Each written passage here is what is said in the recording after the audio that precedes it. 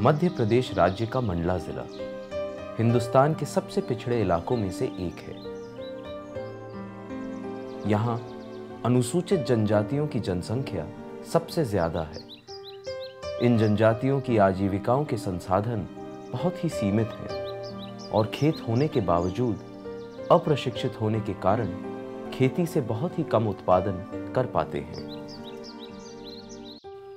अपनी आजीविका के लिए यहाँ की महिलाएं खेती और मजदूरी कार्यों पर निर्भर रहती हैं।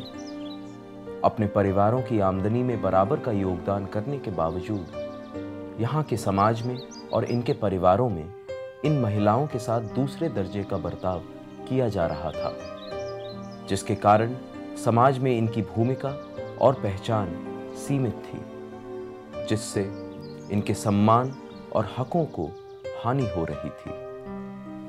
पहले क्या है, महिलाएं जो मतलब अपने रसोई से कहीं नहीं जाती थी और जंगल और खेत बस।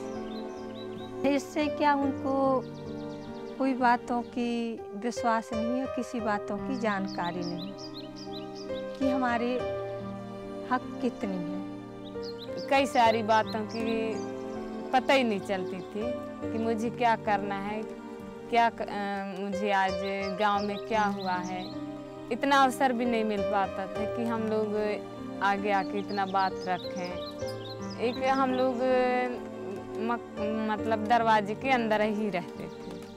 हमारी बेटी भी, जैसे हम लोग मजदूरी करते थे, हमारी बेटी भी मजदूरी करती थी। हमें तो ये सोच नहीं थी कि हमारी बेटी मतलब नौकरी करेगी कि आगे बढ़ेगी। हमारा उतना पास साधन ही नहीं थी। पहले जो हम खेती करते थे उससे हम लोग साल भर की गुजारिश नहीं हो पाती थी। हम पूरा साल काम करते थे पर पूरे साल का खर्च भी नहीं हो पाता था, ना पूरा साल हम लोग खा नहीं सकते थे। आधे ही साल तक के हम लोग उसकी गुजारिश करते थे और आधे साल हम लोग ऐसे मजदूरी वगैरह में काम करके हम अपनी गुजारिश करते थे। हम लोग अच्छे से कपड़े नहीं पहन सकते थे, अच्छे खा नहीं सकते थे और अच्छे से इलाज भी नहीं हो पाता था हमारे जब बीमार पड़ते थे। इस प्रकार से हमारे स्थिति थी पहले।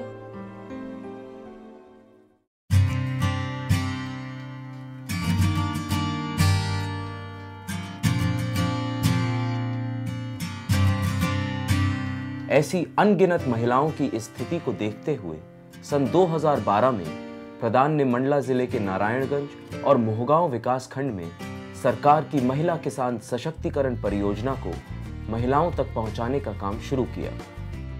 इस परियोजना के मुख्य उद्देश्य हैं कि क्षेत्र में कृषि के पिछड़ेपन को दूर किया जा सके और महिलाएं परिवर्तन की बागडोर स्वयं संभाल सकें। महिलाएं अपने संगठनों के माध्यम से इसके सफल क्रियान्वयन में एक अहम भूमिका निभा रही हैं, जिससे कि इस क्षेत्र में उनकी पहचान अग्रणीय रहते हुए बदलाव लाने वाली बन रही है। अक्सर छवि ये रहती है कि अगर किसान है तो वो पुरुष है, लेकिन जब आप यहाँ पे कंपेयर ना भी करें तो अगर आप यू जस्ट स्टडी इट तो देखते हैं कि महिलाओं का जो उसमें कंट्रीब्यूशन है किसानी में वो 60 से 80% तक जाता है। तो ऐसे में महिलाओं को भी ये एहसास दिलाना कि हाँ हम भी ब्रेड विनर हैं, हम भी कमाई करते हैं, उस सोच के साथ महिला किसान सशक्तिकरण परियोजना की शुरुआत हुई थी कि उनको भी एहसास हो और उनका भी जो से है घर के मैटर्स में, इनकम में, एग्रीकल्चर में, क्रॉप सिलेक्शन में, उसमें उनकी से बढ़े। इस कार्यक्रम का क्रियान्वयन मुख्यतः हम जो स्वयं सहायता समूह हैं और उनके द्वारा बनाई गई गांव में ग्राम स्तरीय बैठकें हैं, उसमें उसका पूरा योजना का एक बातचीत होता है। योजना के बारे में वहाँ पे एक समझ बनाई जाती है और उस समझ का क्रियान्वयन गांव में किस तरीके से होगा, इसमें वहाँ का जो ग्राम स्तरीय बैठक होता है और उसके जो सदस्य होते हैं वो निर्णय लेते हैं और गांव में उस परियोजना का क्रियान्वयन करते हैं। आज दिनांक 6/1/2013 को ग्राम गढ़हा में VLC की बैठक रखी गई। सभी सदस्यों ने निर्णय लिया है कि महिला किसान सशक्तिकरण परियोजना के तहत कार्य शुरू किया जाए। MKSP से गड्ढा खुदे हैं, उस गड्ढा में हम कचरा जो भी हम अनामत कहीं भी डालते रहे, उस कचड़े को हम नहीं जानते रहे कि इस कचरा को यहाँ फेंक के हम और खाद तैयार करें। जब हमको प्रशिक्षण मिली, हमको सिखाए, तो हम अभी हर दीदी के घर में जैविक खाद तैयार हो रही है और उससे अच्छा उपज लेने के लिए हम प्रयास कर रहे हैं और कर चुके हैं।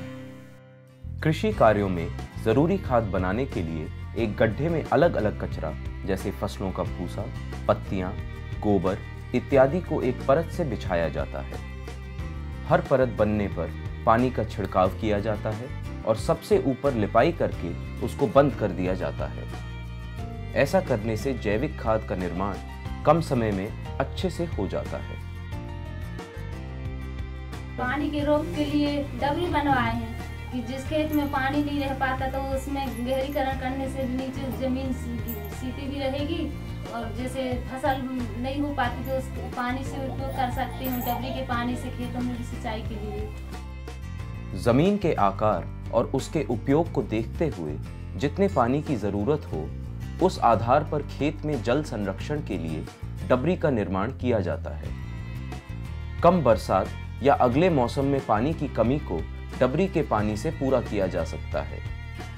इसके अलावा खोदी गई मिट्टी को मेड़बंधान और जमीनी समतलीकरण के कार्यों में उपयोग किया जाता है। 2012 में छपरा हमको संस्था वाले दिखाने लगे ये सब्जी दिखाने, तो हमें वहाँ देख के ऐसा लगा कि हम भी ये सब्जी की धंधा कर सकते हैं। ऐसे भी तो पत्थर वाले बारी हैं, वहाँ कर सकते हैं, तो हम भी करेंगे।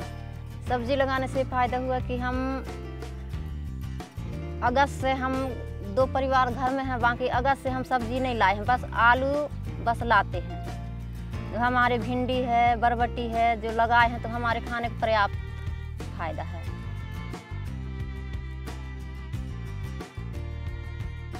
हमने जल कुंड भी खुदाए, उससे महिला किसान शक्तिकरण के द्वारा हमको पैडल मशीन भी मिला।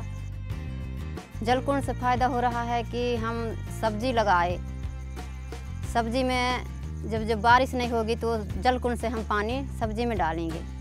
अब हम टमाटर लगाए, हम बेचने के तरीके से लगाए हैं, जो हम अभी 40 रुपये किलो के भाव से बेचते हैं। और ये दो लाइन भट्टा पर के साल घर में 2-3 पौधा लगाए थे, ये भी 40 रुपये किलो है भट्टा, जिसके भी हम खाते भी हैं और बेचते भी हैं। बेचने से हमारे फायदे ही है, पैसा के आवक बढ़ेंगे। महिला सशक्तिकरण परियोजना का ये पपीते की खेती की हम लोग, जिसमें पिछले साल लगाए थे।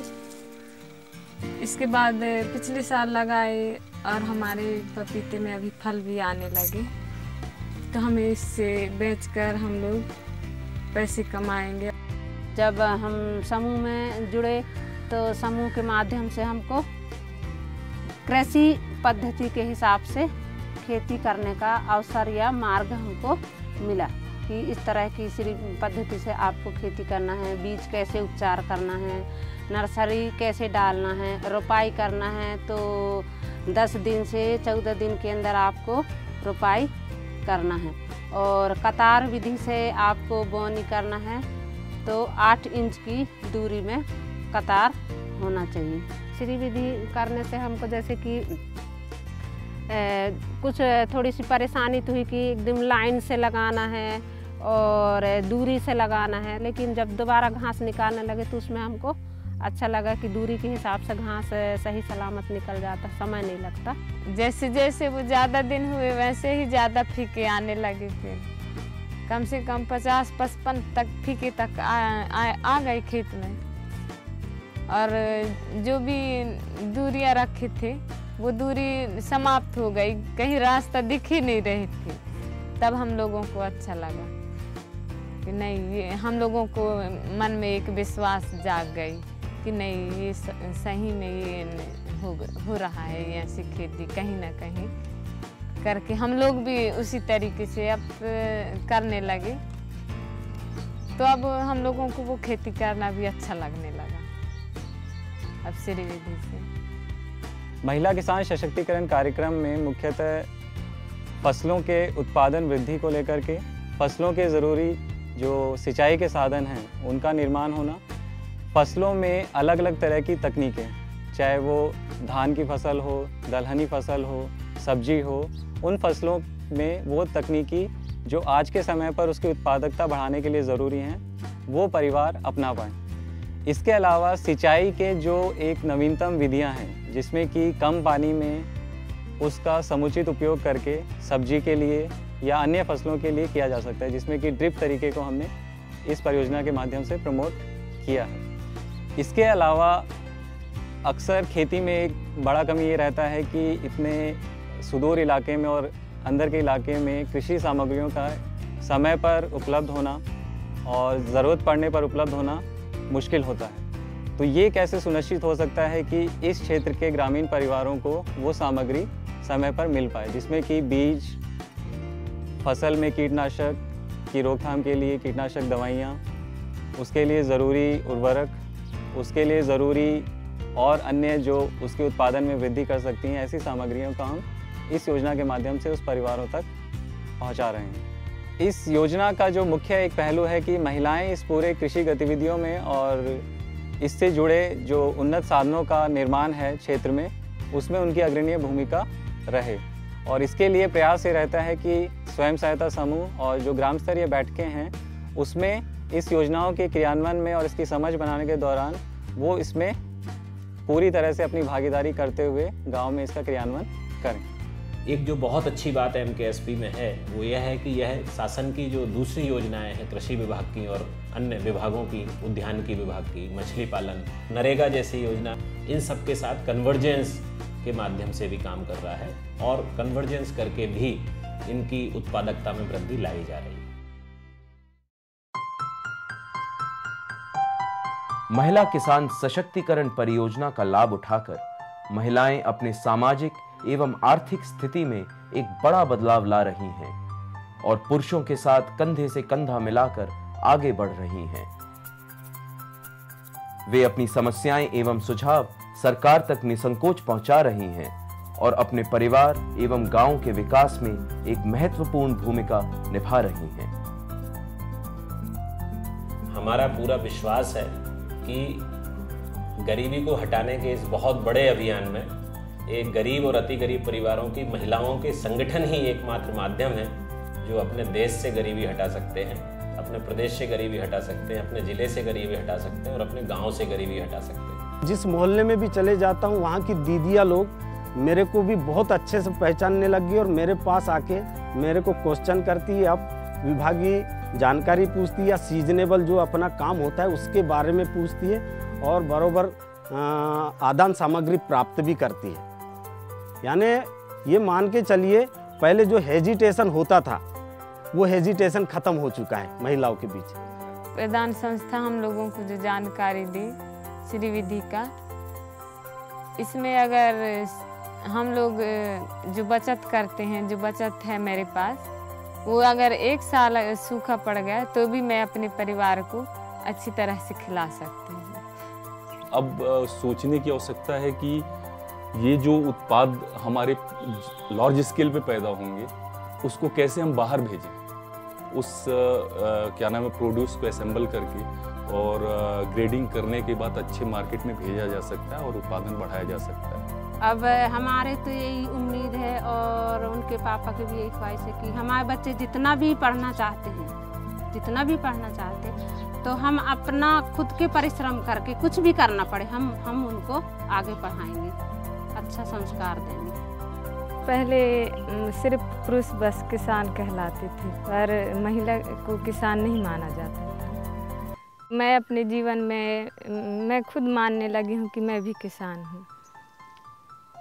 हमारे घर चलाने में मेरी घरवाली और मेरा योगदान है, ज़्यादा मेरी घरवाली का है, क्योंकि वो घर का काम करती है, खेती बाड़ी का काम करती है, मीटिंग में जाती है, बच्चों को तैयार करके स्कूल भेजाती है, इसलिए उनका ज़्यादा योगदान है। हमारे गांव में क्या होगा, हमारे पंचायत में क्या होगा, हमारे परिवार में क्या होना चाहिए, हमारे मोहगांव ब्लॉक में क्या होना चाहिए, हमारे साथ किस तरह की व्यवहार होना चाहिए, हमको कैसा सम्मान मिलना चाहिए, ये सब सोचते हैं। मुझे तो बड़ी खुशी लगती है इस तरह के बदलाव आने।